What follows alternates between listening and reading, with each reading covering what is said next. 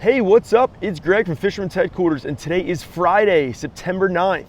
I'm up here tucked behind a dune on the beach side in Ship Bottom, here to share an updated fishing report. Right now we've got some northerly winds cranking along the beach. It's come down a little bit from the last few days. We've had a pretty good northerly, northeast kind of blow going on. If you're not aware, we've got a pretty good swell in the water as well. I'm going to kind of take a little bit of a peek down here on the other side of the dune. Hopefully it doesn't get too windy and ruin the audio.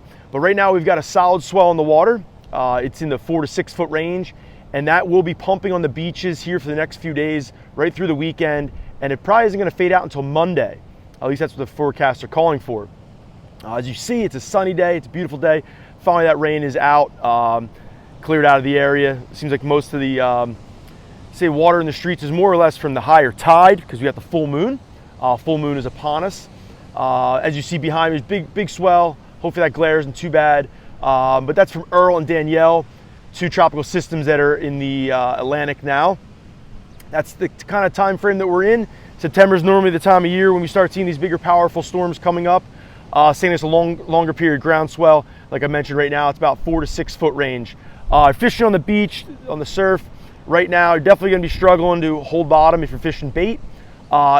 Fishing lures, definitely have a better chance at catching fish. Water actually isn't surprisingly as dirty as I expected it to be. Along the high tide line, which you can kind of see if I take a stroll down there, there actually isn't much seaweed. Normally you get a couple of persistent days of northeast winds. You get a little bit of cleaner conditions and weedier conditions kind of mixing depending on what the tide is, depending on how the wind progresses. Normally after you get a couple high tide cycles and you'll get that consistent wind, that say debris and that grass kind of lays up along the top side, and as long as the next tide cycle isn't more or higher, I should say, then normally it stays up and lives on the beachfront. Right now you could definitely fish some bucktails off the beach. You could definitely fish some lures, needlefish, bullets, stuff like that would be kind of my suggestions if you're looking to fish the beachfront. But there's actually some good action taking place in the bay side and also the inlets. This is the time of year when the mullet start running, and it happened a couple days ago, started poking out. I think I mentioned it in one of my earlier reports. Then normally around the mid time frame of September is when mullets start moving, normally around the moon. And what do you know? We got the full moon tomorrow, which is Saturday. I'm not sure if it's too windy, but I'm definitely getting a gust from behind me, so I'm hopefully coming through clear with you guys. If you guys looking to get into some fish right now, bluefish and striped bass are up in the inlets. Fishing lures like poppers. One of my favorite lures to resemble a mullet, other than a metal lip swimmer, would be a wind cheater. A bomber wind cheater is a classic lure. It's a little on the shorter side. I think they make them in 4-inch and also 6-inch.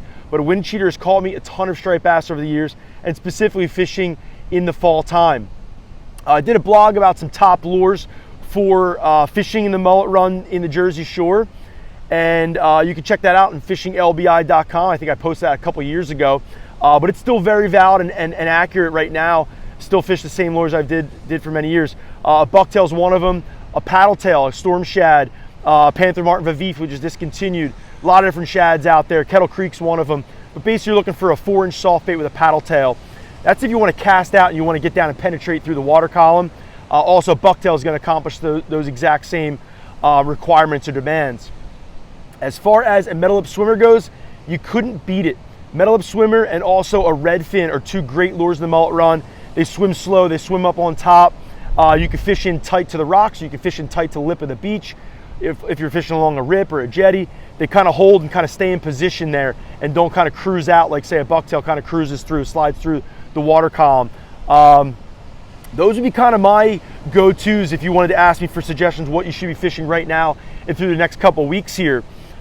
Super Strike poppers are a great popper. Also the Stillwater poppers, great lineup of poppers. Both of those lures have been producing for many years. Season in, season out, I do very well on both those lures. So as I take a stroll on the Mid-Island surf right now, I can share that the king fishing was really good. There's a lot of spot around too before this blow and before this swell. Be interested to see how that progresses, see if you guys will be fishing out tomorrow, Saturday, and the next day, Sunday. Winds are going to drop out, should be beautiful days, but like I said, there'll be a lot of residual swell left over.